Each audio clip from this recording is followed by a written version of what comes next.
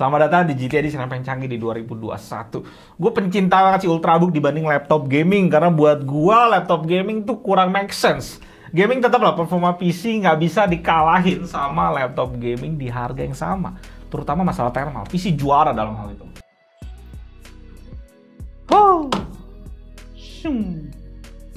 Redmi ini bisa gue bilang salah satu laptop yang indah. Lu lihat aja estetikanya. Dengan harga yang semurah ini lu dapetin tipis-tipis gitu laptopnya.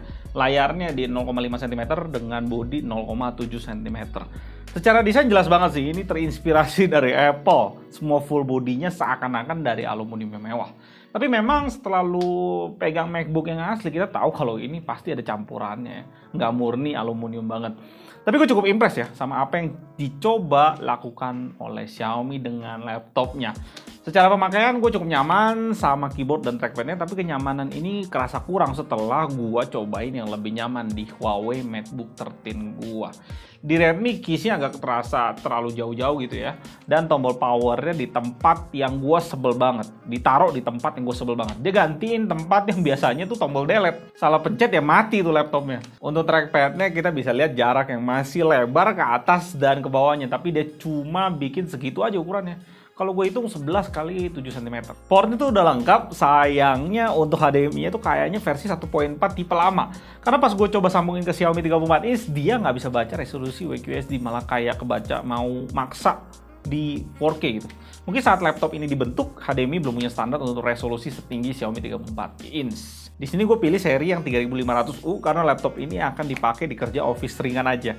Dan udah 16 GB RAM juga, dual channel 2400 MHz, dan gua rasa di 2021 16 GB udah sangat-sangat cukup. Saat gue buka backplate-nya kita udah nggak bisa upgrade RAM-nya lagi, dan cuma ada satu slot M2. Udah keisi juga sama SSD bawaannya 512 GB. Pas gue tes speed-nya juga udah lumayan cepat di 3271 untuk read-nya, dan write-nya sampai 2901. Ya ini kencang banget lah kalau dibandingin HDD SATA yang jadul itu cuma 200-an speednya. Tapi kalau mau NVMe yang SSD yang lebih cepat lagi, ya tinggal kalian rogoh kocek lebih dalam aja. Tinggal ganti di bagian itu. Baterainya udah 48 Wh, 3160 mAh. Gua nggak tahu ini gede atau enggak, jadi gua tes play video 4K di YouTube, 75% brightness. Dan laptopnya cuma bisa bertahan 2 jam aja. Sedangkan untuk play 1080p 60 fps, awet banget dia ternyata. Untuk coolingnya di sini cuma single fan aja, dan menurut gua ada masalah ya. Bukan masalah, kurang bagus menurut gua. Karena pas gua stress test pakai Cinebench R20, dia bisa sampai 1480 poin, tapi dengan suhu yang luar biasa tinggi. Maksimumnya bisa sampai 97 derajat. Ya, udah masuk ke suhu yang nggak sehat sih sebenarnya ini. Ya, tapi selama lu pemakaian office dan lu nggak push render mulu, harusnya aman aja untuk laptop ini. Karena ini GTD dan ada panel di laptop ini, kita mesti tes kualitasnya. Kalau dilihat dari viewing angle-nya, jelas ini panel IPS ya. Shifting warna hampir nggak ada kalau kita lihat dari angle-angle yang ekstrim. Color gamut ternyata kacau juga di laptop gini ya. Rendah banget hasilnya. 65% sRGB, 49% Adobe RGB, 48% DCI P3, dan 47% NTSC. Brightness maksimumnya lumayan di 263,5 nits dengan kontras yang cukup tinggi untuk panel IPS di 1410:1, dan white point yang kebiruan di 8400 Kelvin. Next, color uniformity-nya di brightness 100% ada 3 titik yang udah off. Itu bagian kanan layar dengan maksimum 4,0 poin. Untuk luminance-nya biasa aja, ada 5 titik yang melebihi 10% lebih gelap, dengan maksimumnya 19% gelapnya di kiri bawah layar. Next, color accuracy. Nah ini nih, secara average dia lumayan akurat ya, di 1,03 delta E, dengan maksimumnya kali ini bukan di 1F tapi di 4F. Warna merah sampai 7,70 delta E. Jadi di sini bukan hanya 1F aja yang ngacir jauh, tapi juga 4F. Yang nggak jelas banget tingginya. Dan memang pas gue tes lihat warna-warna merah agak sedikit aneh ya. Kalau gue bandingin sama Xiaomi 34 inch gue, lebih natural di Xiaomi malah. Menarik ya layar laptop. Setelah dikalibrasi kita bisa lihat sesuatu yang unik. Average-nya turun ke 0,96 delta E, tapi merahnya malah tambah tinggi sampai 8,19 delta E. Overall rating dari data color untuk laptop ini sebelum dikalibrasi di 4,0 poin. Ya guys, kita tes pengetesan bleeding seperti biasa karena di laptop ini ada panelnya. Gue show sesuatu yang hitam, langsung kalian bisa lihat bleeding di kiri atas. Nah, keluar di sini juga ada. Paling jelas sih di sini sih, tadi gue lihat di kanan bawah. Jadi kalau gue angkat sedikit, nah kalian bisa lihat tuh agak nah. Bocor. Ya. Semua monitor, gue rasa sampai laptop yang 50 juta juga punya resiko bleeding, boys. Jadi ya seperti gue bilang di semua video review monitor, bleeding untuk mendapatkan panel yang tidak bleeding udah seperti ngegaca. Ya itu pengetesan kita untuk Redmi Book 14 bleeding test. Pas gue pesan laptop ini ke subscriber, gue cek di websitenya untuk harganya dan gue save buat kalian biar gue bisa kasih kalian data yang akurat di 3699 RMB. Kalau dirupiahin sekarang dengan rate 2200, laptop ini di kisaran di 8,1 juta.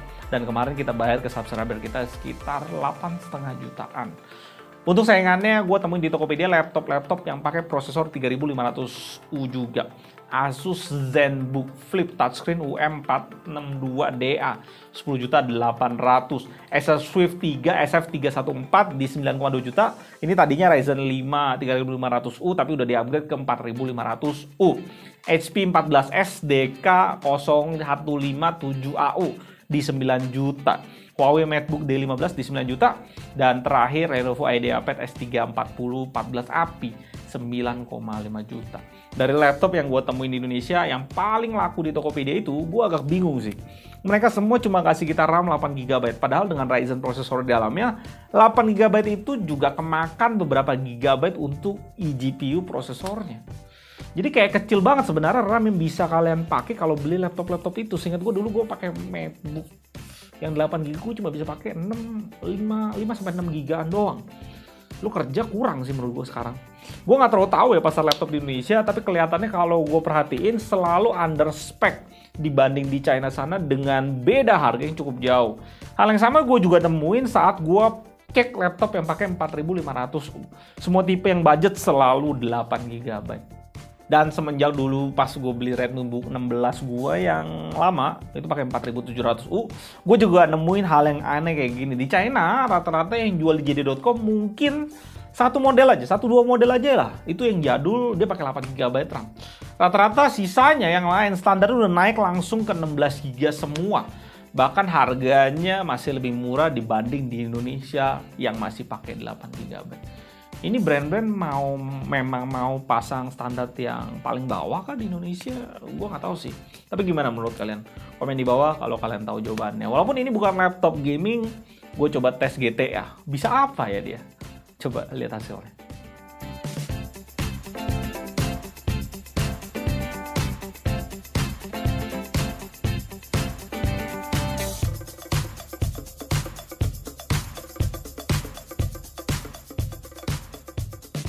Ya, itu review kita untuk Redmi Book 14 Ryzen 5 3500U. Desainnya cakep, portnya lengkap, dan yang paling penting ini Xiaomi. Harganya cakep di speknya. Xiaomi Global memang jualan tuh gini, memang Xiaomi harus begini. The best emang Xiaomi Global. Kekurangan yang gue temuin, keyboardnya kurang enak kalau dibandingin Huawei, trackpadnya juga masih agak kekecilan, dan nggak adanya webcam di seri Redmi Book ini. Maupun yang seri 16 yang gue punya dulu.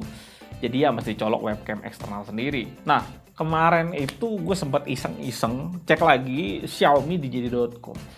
Kayaknya Xiaomi Global serius ya di bidang laptop. Karena gue lihat dia baru aja launching Redmi Book Pro dengan i5 11300H, layar 3,2K, refresh rate 90Hz dengan harga cuma 11 juta. Dan gak berhenti di sana. Ada varian Mi Notebook Pro 15 Intel Evo i5 juga dengan layar 3,5K resolution dan panel OLED dengan harga 14 juta dan dia berani klaim 100% di CIP3. Ini gila banget, nantang Apple ini mah. Gila ini Xiaomi, gue udah ditawarin sebenarnya sama subscriber, cuma memang gue lagi nggak perlu. Duitnya sayang sih. Duitnya sayang juga sih. Ya semoga ada kesempatan ya gue bisa beli dan review kedua laptop gila itu. Good job Xiaomi Global, lu selalu berinovasi untuk Mi fans lu yang ada di dunia. Dan thank you guys udah nonton sampai akhir video review pertama kita untuk laptop. Kalau ada pengetesan yang kurang atau ada yang salah, kritik aja. Tulis di kolom komentar di bawah, gue tunggu kritik pedas dan membangun dari kalian. Itu penting banget. Karena dengan kritik-kritik itu gue bisa lebih baik di review berikutnya. Gue Eldon dari GTD, sampai jumpa di video berikutnya. Cabut dulu gua.